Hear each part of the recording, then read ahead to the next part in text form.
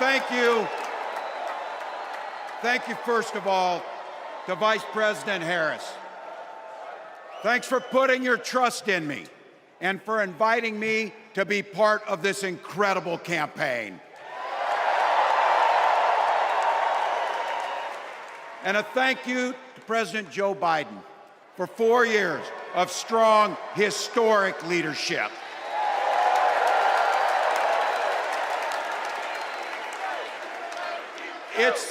It's the honor of my life to accept your nomination for Vice President of the United States.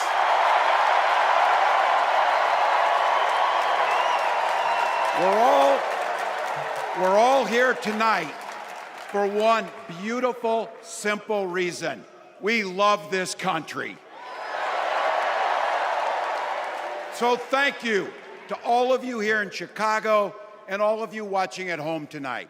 Thank you for your passion. Thank you for your determination. And most of all, thank you for bringing the joy to this fight.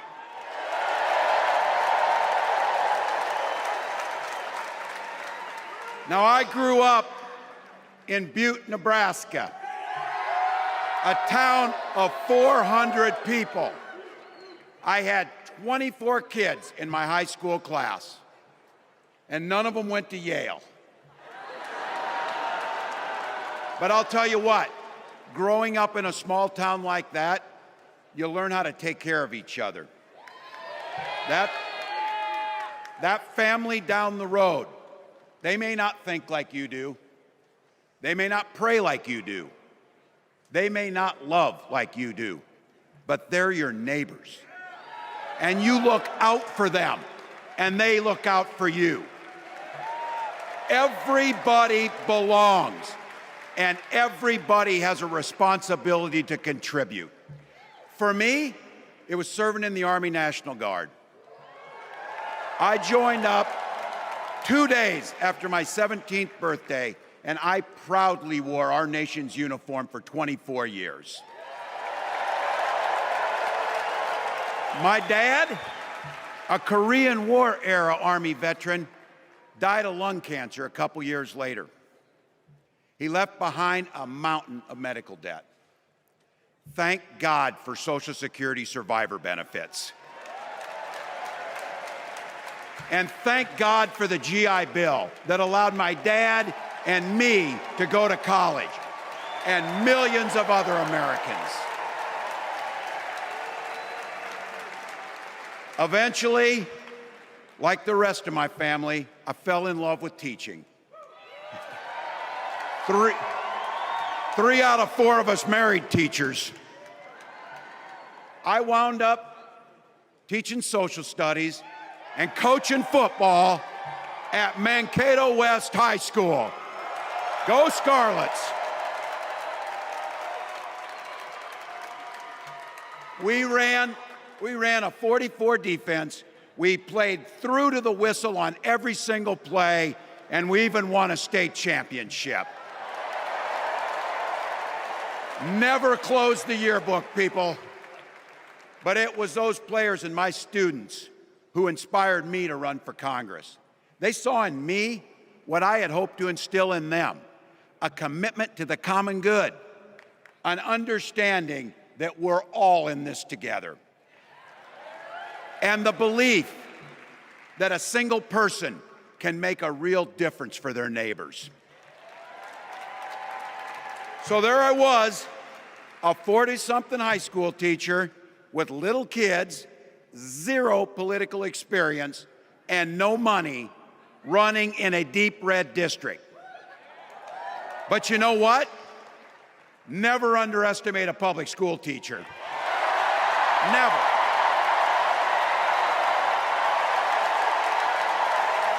I represented my neighbors in Congress for 12 years, and I learned an awful lot. I learned how to work across the aisle on issues like growing the rural economies and taking care of veterans. And I learned how to compromise without compromising my values. Then I came back to serve as governor, and we got right to work making a difference in our neighbors' lives. We cut taxes for the middle class. We passed paid family and medical leave. We invested in fighting crime and affordable housing. We cut the cost of prescription drugs and helped people escape the kind of medical debt that nearly sank my family. And we made sure that every kid in our state gets breakfast and lunch every day. So while other states were banning books from their schools, we were banishing hunger from ours.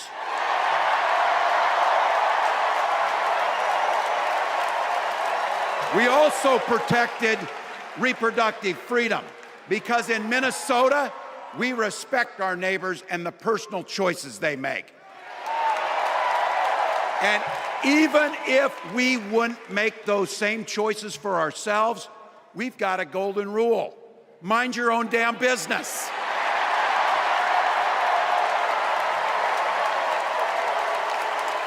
And that includes IVF and fertility treatments.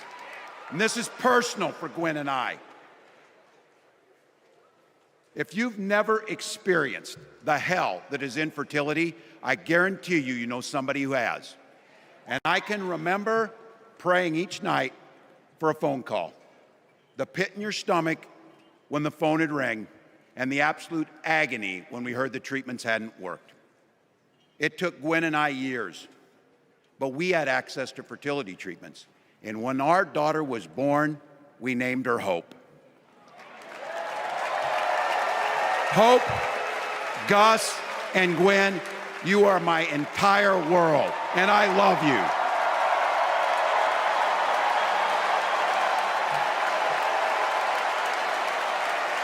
I'm letting you know how we started a family, because this is a big part about what this election is about. Freedom. When Republicans use the word freedom, they mean that the government should be free to invade your doctor's office. Corporations free to pollute your air and water. And banks free to take advantage of customers. But when we Democrats talk about freedom, we mean the freedom to make a better life for yourself and the people that you love. Freedom to make your own health care decisions. And yeah, your kids' freedom to go to school without worrying about being shot dead in the hall. Look, I know guns. I'm a veteran. I'm a hunter. And I was a better shot than most Republicans in Congress, and I got the trophies to prove it.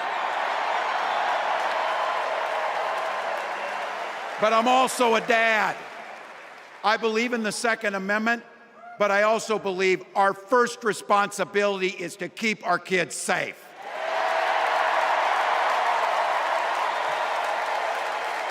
That's what this is all about. The responsibility we have to our kids, to each other, and to the future that we're building together, in which everyone is free to build the kind of life they want. But not everyone has that same sense of responsibility. Some folks just don't understand what it takes to be a good neighbor. Take Donald Trump and J.D. Vance. Their Project 2025 will make things much, much harder for people who are just trying to live their lives. They spent a lot of time pretending they know nothing about this. But look, I coached high school football long enough to know, and trust me on this, when somebody takes the time to draw up a playbook, they're going to use it.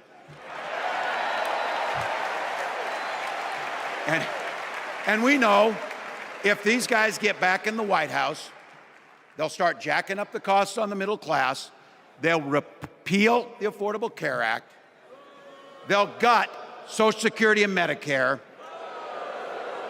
and they will ban abortion across this country with or without Congress. Here's the thing, It's an agenda nobody asked for.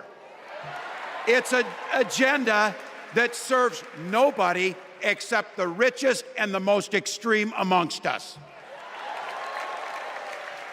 And it's an agenda that does nothing for our neighbors in need. Is it weird? Absolutely. Absolutely. But it's also wrong, and it's dangerous. It's not just me saying so. It's Trump's own people. They were with him for 4 years. They're warning us that the next 4 years will be much, much worse. You know, when I was teaching every year, we'd elect a student body president. And you know what? Those teenagers could teach Donald Trump a hell of a lot about what a leader is. Leaders don't spend all day insulting people and blaming others. Leaders do the work. So I don't know about you, I'm ready to turn the page on these guys. So go ahead, say it with me. We're not going back.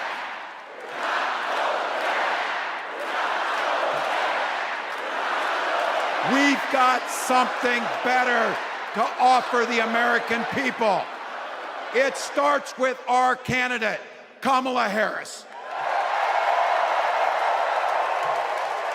From her first day as a prosecutor, as a district attorney, as an attorney general, as a United States senator, and then our vice president, she's fought on the side of the American people. She's taken on the predators and fraudsters. She's taken down the transnational gangs, and she stood up to powerful corporate interests. She has never hesitated to reach across that aisle if it meant improving your lives. And she's always done it with energy, with passion, and with joy. Folks, we've got a chance to make Kamala Harris the next president of the United States.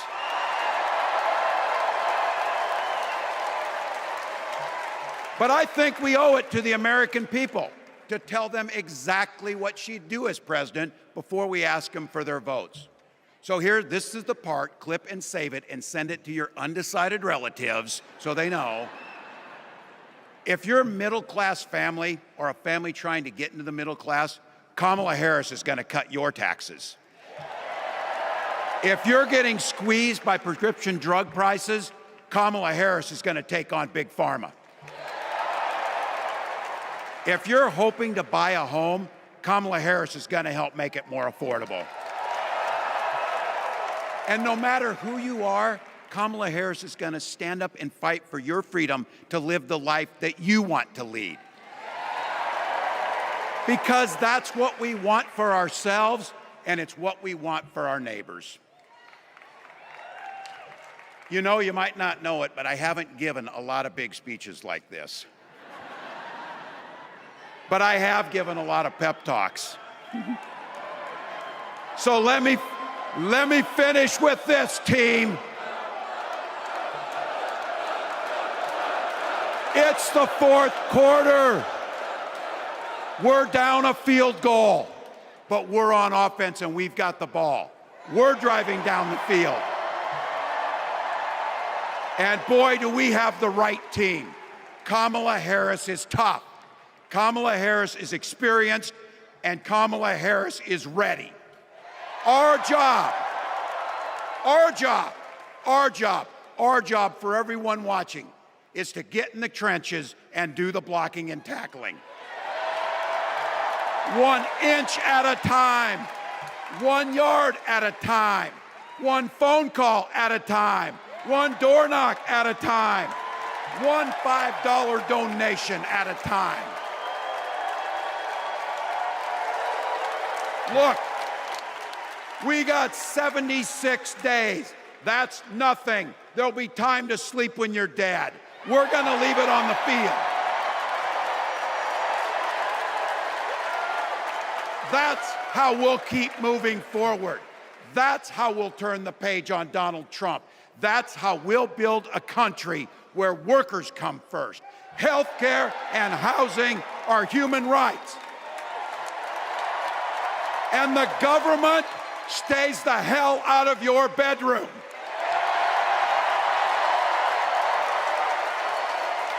That's how we make America a place where no child is left hungry, where no community is left behind, where nobody gets told they don't belong. That's how we're gonna fight. And as the next president of the United States always says, when we fight, when we fight, when we fight, thank you. God bless.